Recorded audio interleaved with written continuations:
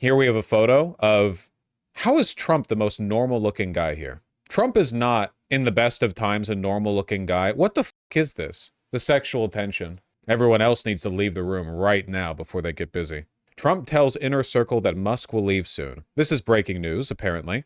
Today, 11:17 a.m. EDT. Yeah. Okay, predictions going into this.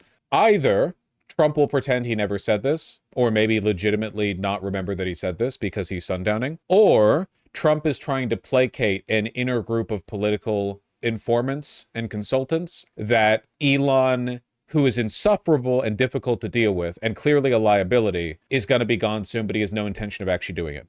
I don't think Trump actually has the ability to oust Elon at this point. I could be wrong on that. That being said, if they fell apart, that would be good television. Donald Trump told his inner circle, including members of his cabinet, that Elon will be stepping back in the coming weeks from his current role as governing partner, ubiquitous cheerleader, and Washington hatchet man. Okay, according to what? I'd like some information on this. The president remains pleased with Musk and his DOGE initiative, but both men have decided in recent days that it will soon be time for Musk to return to his business and take on a supporting role, according to 3 Trump insiders who were granted anonymity to describe the evolving relationship. This can mean one of two things. Either Elon is getting ousted, or this is cope from Trump, who's trying to placate people but in reality can't oust him. Musk's looming retreat comes as some Trump administration insiders and many outside allies have become frustrated with his unpredictability and increasingly view the billionaire as a political liability, a dynamic that was thrown into stark relief Tuesday when a conservative judge Musk vocally supported lost his bid by 10 points. I heard about that. See, the reason this doesn't land with me, the reason that I don't buy this, really, is that Donald Trump is by far the more unpredictable of the two. I don't know if you guys remember this, but the reciprocal tariffs, the global tariffs that he's threatened to impose on every country on earth, which we still have no details for, the announcement for that is in 45 minutes. It's been back and forth and back and forth and back and forth on this. Nobody knows what's going on. So I don't think instability is the issue with Musk. It might just be that he's difficult to work with. Can you imagine being like a Republican Party insider? You're very evil, right? You're a pedophile. You miss Epstein, but you had, you know, that what happened had to be done. You've spent like 72 years of your life building, slowly accruing massive amounts of wealth that you use to make the country worse because you hate all life. And then this like stumbles in because he got lucky off speculation and VC bullshit and is like parading around on stage, tweeting about Grok AI anime, it's got to be insufferable, you know?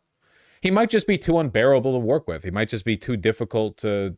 I am become meme. I know the judges the elections on April 1st, which I know it's not a joke though.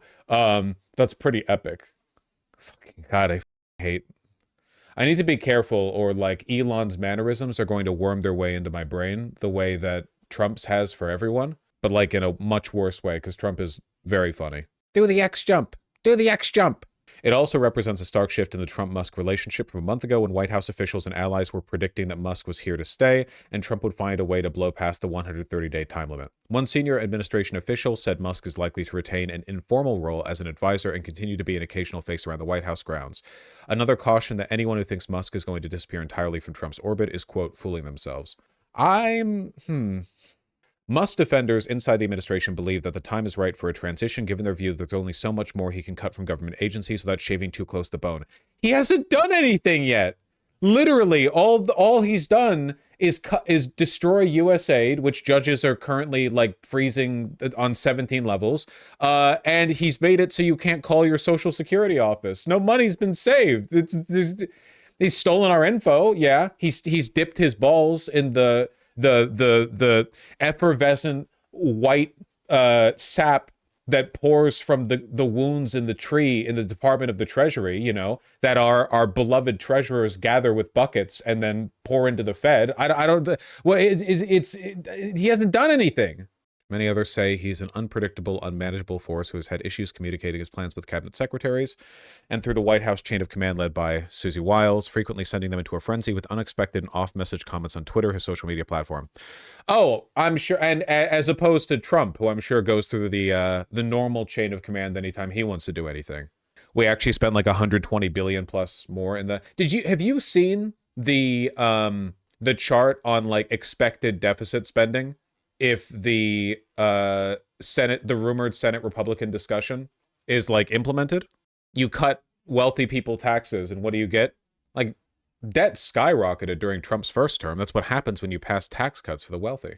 Like, what the do you got to pay the military? Got to pay subsidies to Tesla or SpaceX or whatever. That looks like the 500 billion cut reduction to Medicaid they caved. Yeah, I mean, we'll see, like and that wasn't even a Doge thing. Look, at the end of the day, the problem that we have here, okay, is that what happened in 2024 was an unprecedented consolidation of capital interest. Basically, every oligarch and the business class in general, the very wealthy, overwhelmingly, you can say like it's most represented through people like Zuckerberg or Bezos or Elon or whatever, but it goes beyond that, right? It's a broader cultural shift. You have two paths you can take because people are feeling more and more economically anxious. People are unhappy with the status quo. You get, at the very least, social democracy, which includes raising taxes on the wealthy, capital gains tax, business tax, whatever, or fascism, right? And they made a choice. They made a choice, right? We know what choice they made. Now, you can oust Elon because Elon maybe ended up being the most unpopular or the most obnoxious or socially incompetent, but nonetheless very wealthy oligarch who supported Trump, sure. But the underlying issue isn't Elon, and it's not Trump either. It's that capital consolidation. To me, the symbol of America moving right was not Kamala Harris massively underperforming compared to Joe Biden or Donald Trump outperforming expectations or anything like that. To me, it was watching a clip of Joe Rogan in 2020 versus watching a clip of Joe Rogan today. That's it. That's what I think of. Every time I think about what we have to overcome, it's that. It's not about politicians. It's not even necessarily about like wealthy people as a group. It's about the idea that in a country where people are so disillusioned and so bored and so desperate to change things without knowing what they can change, people turn to cultural figures for answers. They turn to live streamers. They turn to podcasters. They turn to cults of personality like Trump. And in an environment where you can have even people like Joe Rogan become like shameless partisan advocates, like just like Jesse Waters, just thoughtlessly regurgitating talking points that have been given to you because there's money to be made in it. That's the environment that needs to be overcome. That shit is really scary. Way, way, way worse than Elon on his own. Elon, I want to thank you. I know you've been through a lot, Trump said, mentioning death threats and the spate vandalism directed at cars built by Tesla before calling him a patriot and a friend of mine.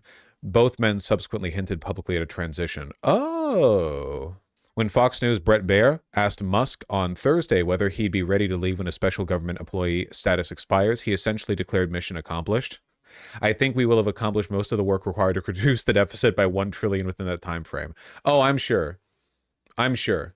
How do we get that message to the general public who's angry and unsatisfied but seem completely reluctant to consider class consciousness over hating immigrants or a political party? What I fear most isn't Elon and Trump running the country into the ground, because I think there's a time limit on them doing that. What I fear most is because Elon and Trump are so obviously incompetent, they break the systems they're using to worsen the country, things peter out for a bit, that maybe a moderate Republican, relatively speaking, wins or Democrats win, but nothing changes. And then 5 years from then, the same thing happens all over again.